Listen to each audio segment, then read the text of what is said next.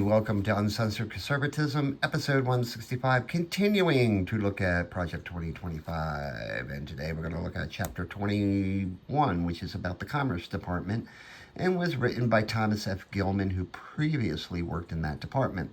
So the department is charged with promoting American businesses, economic growth, innovation, and providing the government and businesses with accurate data. First, the Office of International Trade should just be moved to the Office of the U.S. Trade Representative.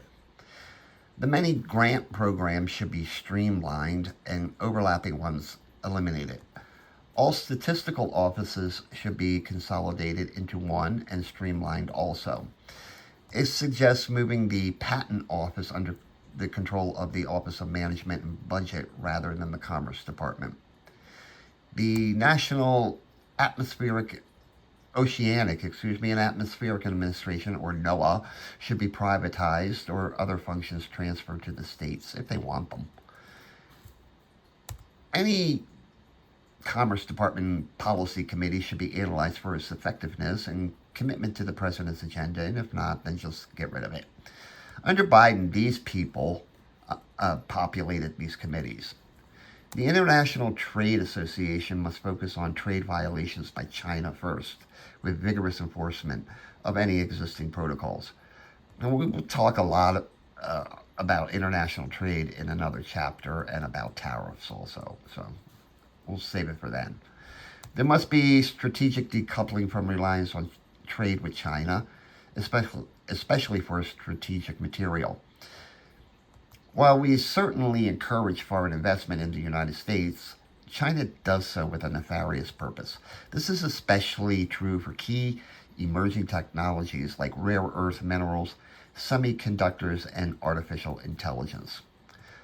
All foreign posts should be reevaluated for efficiency and performance and closed if necessary. Now, the Export Control Act of 2018 gives the Bureau of Industry and Security authority to regulate the export of dual-use items. To date, only 40 such products are regulated, which falls well short of the mandate set by Congress. The purpose of the law is to maintain American superiority and technological advantage over products that have a national security implication. Currently, if there are disagreements between competing departments like Defense and Energy, the resolution process goes through at least two bureaucratic layers. Why not just let the undersecretary in this office make the final decision? Or better yet, have the president's national security advisor or the president himself make the decision with all sides presented. This way the buck's got to stop somewhere.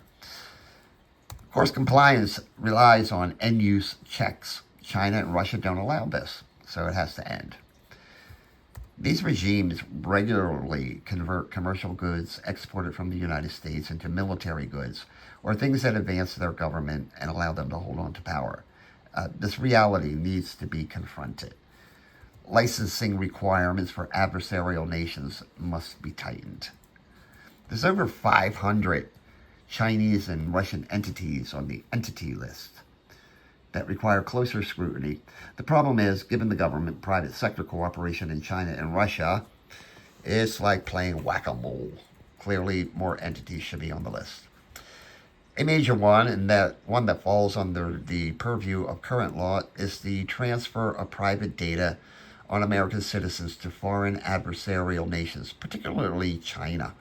This is where the entire controversy behind the TikTok divestiture requirement from ByteDance, which is a government-controlled entity, comes into play. Now, I personally don't know what I feel about this since I don't use TikTok, but if there was a way to keep it while eliminating the threat of China weaponizing it, then maybe it should be pursued. Other than the Census Bureau, NOAA is the biggest part of the Commerce Department and takes up half their budget. NOAA, or components of NOAA, has useful features, but they've fallen victim to people like this. Also, ironically, the daily weather forecast you rely upon is not provided by the National Weather Service, but by local entities like colleges or AccuWeather and such. If there is to be a National Weather Service, then if any entity relies on it, there should be a fee. In other words, commercialize the National Weather Service. Get some money out of it.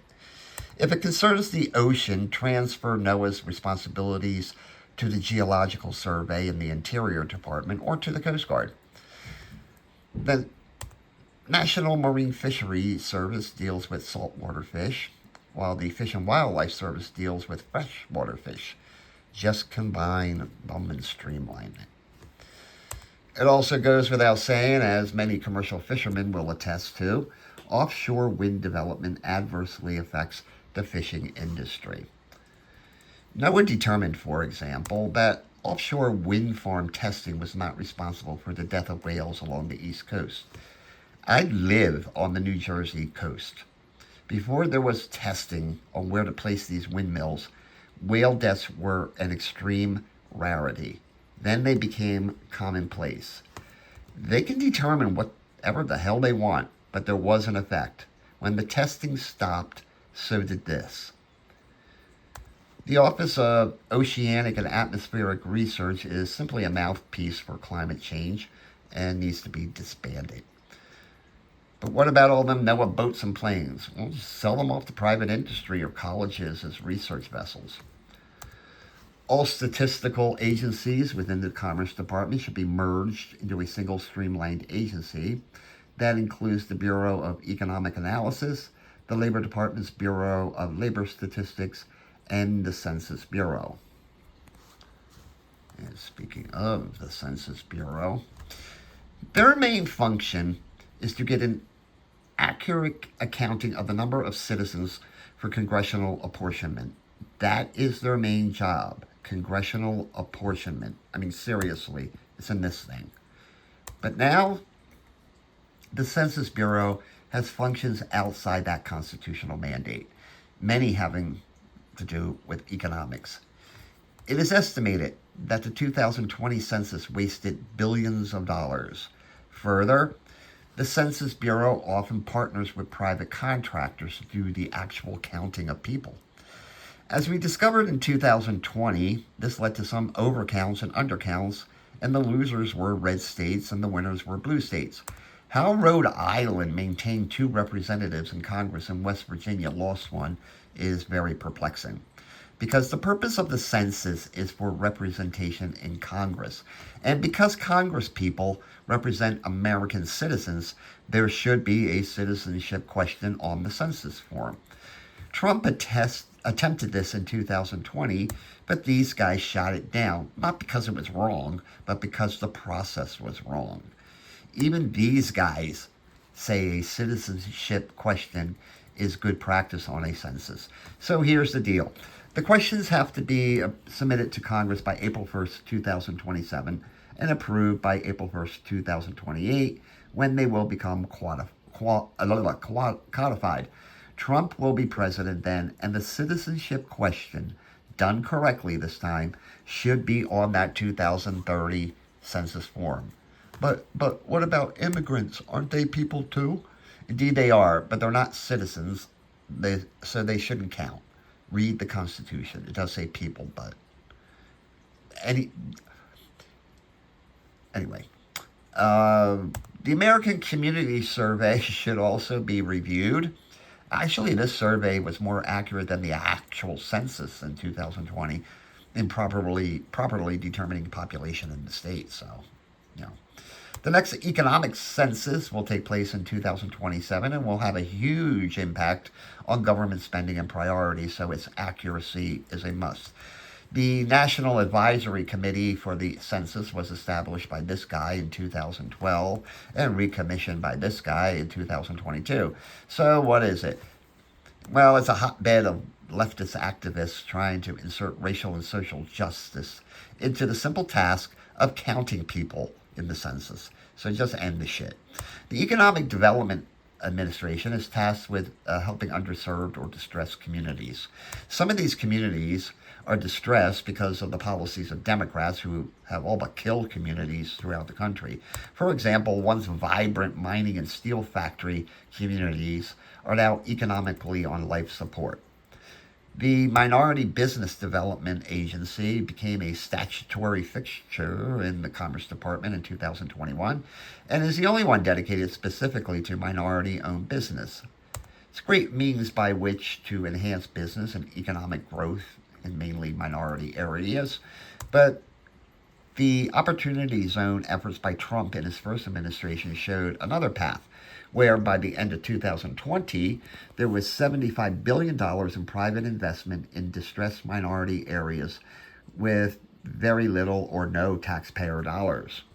Of course, minority communities need to learn not to burn down those investments. Finally, the main task for the Patent and Trademark Office is protection of intellectual property. Chief among them are advancements in artificial intelligence and quantum computing. Trademark infringement and violations must be vigorously prosecuted as well as counterfeiters. And though it will be discussed in greater detail in a little bit later in Project 2025, there is an office in the Commerce Department that deals with telecommunications, but here there must be free speech protections, especially as concerns big tech companies. So the Commerce Department is an important but overlooked one in need of reform, some downsizing or streamlining, some privatization, and a whole lot of common sense. And that's it for today. Have a great one. More pleasant tomorrow.